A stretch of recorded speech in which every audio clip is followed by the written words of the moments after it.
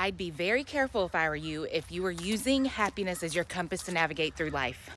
I'll share a personal story with you so it makes more sense, but we all know, first off, that we can't chase feelings. It's like when people say, I don't feel motivated. You can't go based off of you feeling motivated. It has to be due to discipline. In the latter part of 2020, I had to move out of my apartment, and I ended up finding a house that I could rent a bedroom out of, and it ended up being with an elderly lady. Where I ended up moving, where she lives, is in a very prominent neighborhood on Miami Beach. It's not just any regular neighborhood. It's a private island that has gated security. You know, there's lots of millionaires, tons of beautiful modern houses, yachts, everything. There were many days where I would run next door over to Star Island and run around Star Island and come back. On the outside, it looks like I'm living this grandiose type of life, right? Where I'm walking around and who knows who you're gonna pass on your walk, or whenever I go to Star Island when I'm running, who I'm gonna pass on my run. But it was very far from luxury, I'll tell you, because this lady, she is, at that time, she's around 80, 81 years old, but she made it very, very hard. And you know, we always talk about, like, don't let people put their stress on you, and I was that way too. You have to be very mindful of your energy and all this woo-woo type of stuff, right? And yes, I would try to have empathy as much as possible, thinking about what her situation looks like. What is it like to be in her shoes?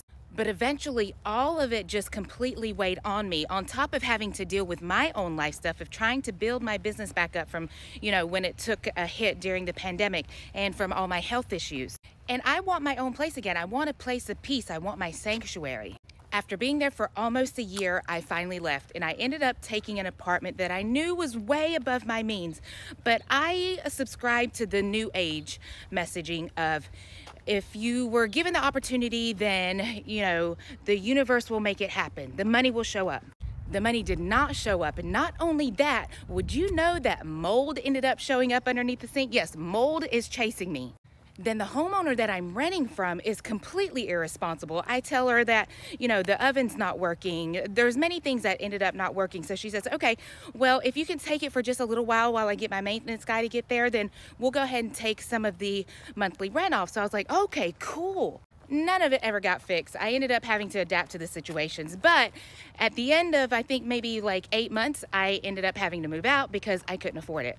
Then to end it all is that the landlord didn't end up giving me my security deposit back because she said that I misunderstood her about not needing to pay all of the rent each month, even though I provided her with receipts. This entire time, I have stayed in touch with the elderly lady because I still take her out on the weekends to run errands.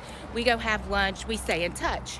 When she finds out about my situation, she invites me to come back to live with her, but now she doesn't have a room. It's only the living room, which does have a bed in it, so I end up moving back to her house. So now I'm going back to the same house that I ran from in the first place, but only now I do not have a room. I don't have the privacy. I don't have the walls. So now that situation that I was running from before, you know, the stress of listening to her talk about her problems every day, I am now openly exposed to it on a daily basis.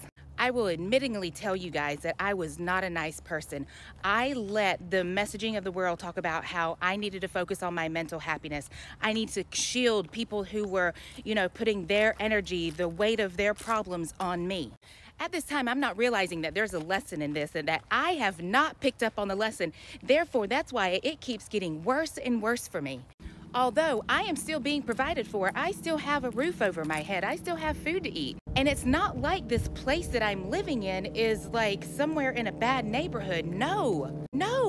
Why am I being so spoiled and why am I complaining? It's because I was letting the emotional tests get to me. I was letting the world, the messaging of what's toxic and what's not toxic get to me. I let it fill up my head until the revelation finally came to me.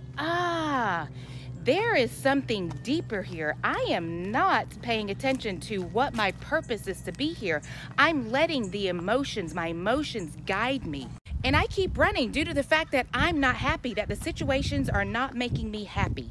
I finally realized that, you know what, Wendy, you are an ox. You have the armor of God. He created you for this. And if you just stick to the situation, you don't know what your blessings are come from this. And then again, the other revelation is no wonder my business isn't growing is because I'm not doing what I'm supposed to be doing. in terms of I am there with that lady for a reason and I need to see that through. I finally realized that, I was being provided for with everything while I was there.